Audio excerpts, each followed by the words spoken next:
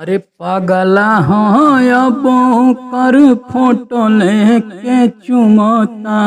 पागला हाँ अब कर फोटो लेके चुमता। मालिक के चक्कर में कंगाल होके घूमता।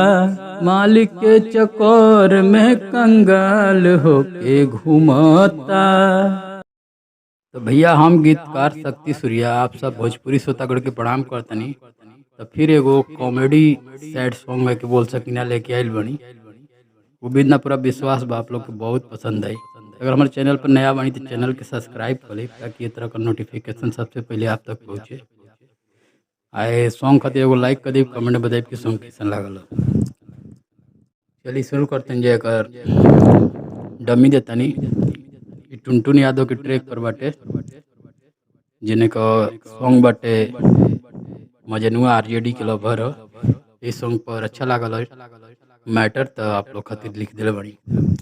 चलिए शुरू करते नहीं एक डमी। तो एक मुखड़ा कुछ एक प्रकार का बा।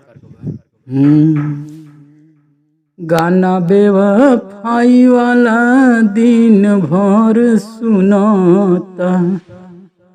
अरे गाना बेवफाई वाला दिन भर सुनाता। महल के चक्कर में कंगाल होके घूमता। मालिक के चक्कर में कंगाल होके घूमता। टेंशन बा बेसी से देसी पी के झूमता। मालिक के चक्कर में कंगाल होके घूमता। मालिक के चक्कर में कंगाल होके घूमता।